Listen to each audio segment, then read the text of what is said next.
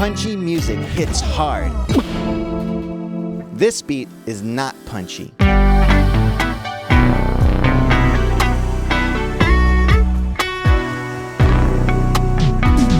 Now this beat is punchy.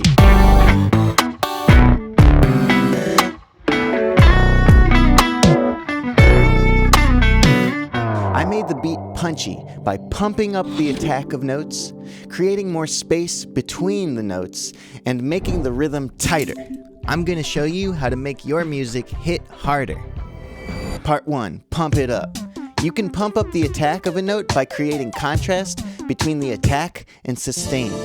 When I pick a note on guitar, the moment that the pick hits the string is the attack, and then the held note is the sustain.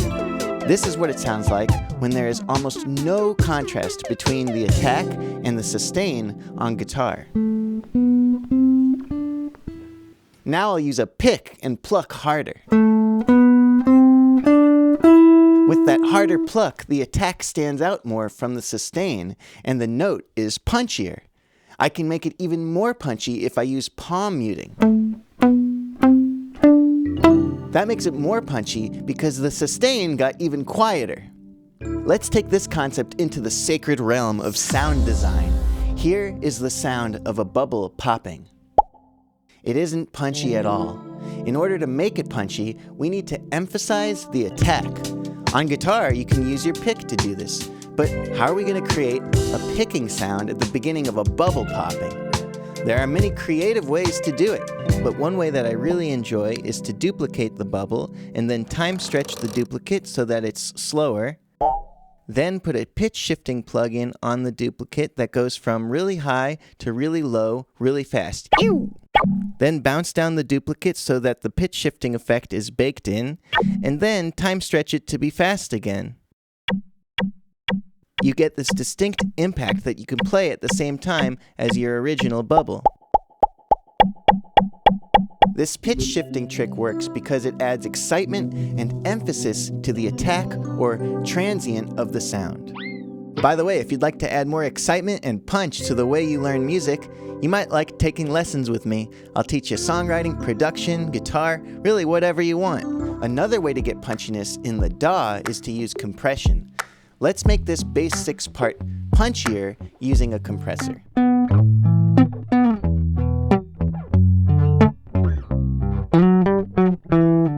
Compressors squish the dynamic range of a sound.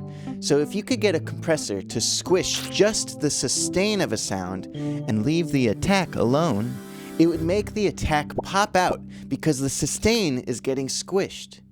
In order to get the compressor to do this, you have to increase the attack time on the compressor.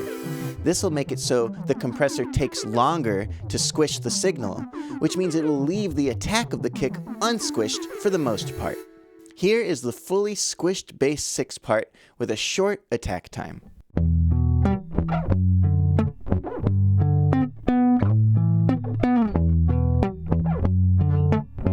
And now we'll punch it up with an increased attack time.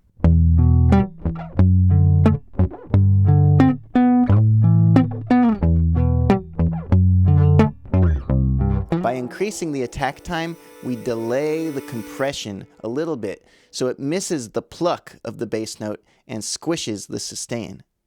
You can get a similar effect using plugins called transient shapers. If you increase the attack on a transient shaper, it makes the attack of the notes louder. The transient of a waveform is this tall peak at the beginning or attack of a sound. You'll notice the transient gets bigger when we turn up the attack on the transient shaper plugin.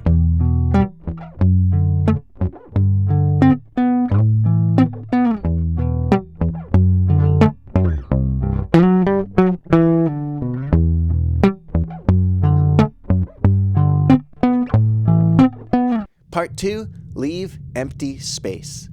This beat is a little punchy.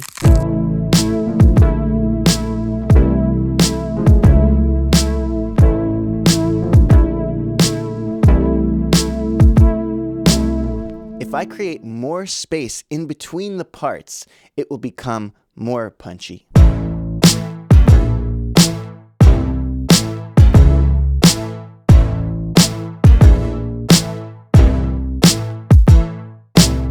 The synth and the bass had long, sustaining tails after the initial attack for each note. I cut the bass tail out whenever the snare was playing, and I made the synth generally more staccato and short. Now be careful, it can feel a little inorganic or cold if your music is always perfectly trimmed like this. So now that we have this punchy foundation, let's add in some atmospheric elements that do overlap with everything else to add in a little bit of a world to the sound.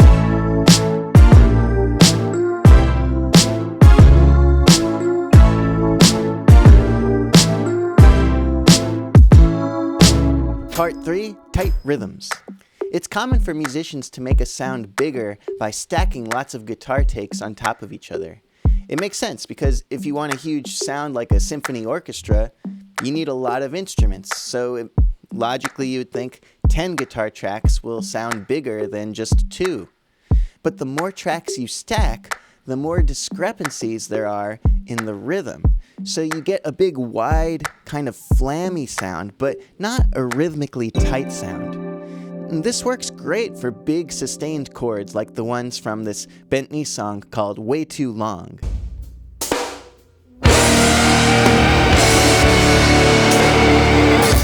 But it doesn't work as well for more active guitar parts like this one. Here's that active guitar riff with 20 sloppy guitar takes.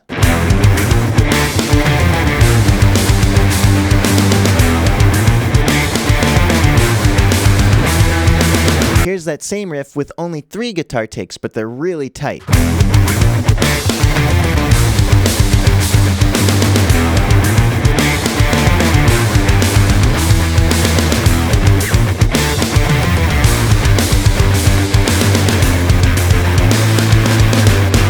When you're arranging for optimal punchiness and clarity, you can think about this upside-down triangle. This triangle represents how many instruments you can have in a certain range before an arrangement starts to feel muddy. At the bottom, you have the lowest instruments like kicks and bass. If you have more low instruments besides bass and kick down there, it usually gets muddy fast and takes away from the impact of an arrangement. In the middle, you'll often see guitars and keyboards and just mid-range synths. Then, towards the top, you have the highest notes of the guitar, or bright synths and high percussion, cymbals, hi-hats. You can usually get away with having a bunch of instruments up here as long as they are playing rhythmically tight. Now, I definitely wouldn't look at this triangle as a strict formula, but rather as a concept to reference if you ever feel like your arrangement is messed up and you don't know why. Most of mixing, in my experience, is about making sure the arrangement is nicely balanced in the first place, so this triangle should help with that. Here's a punchy section of music using pumped up attacks, lots of empty space, tight rhythms, and respect for the upside down triangle chart.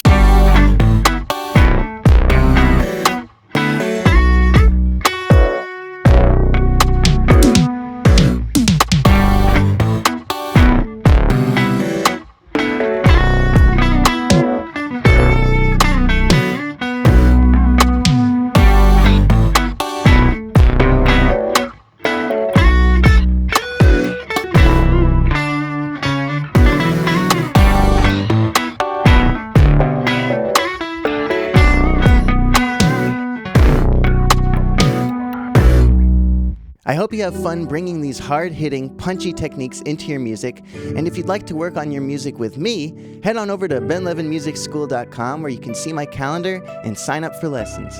I hope you have a great time. Till next time.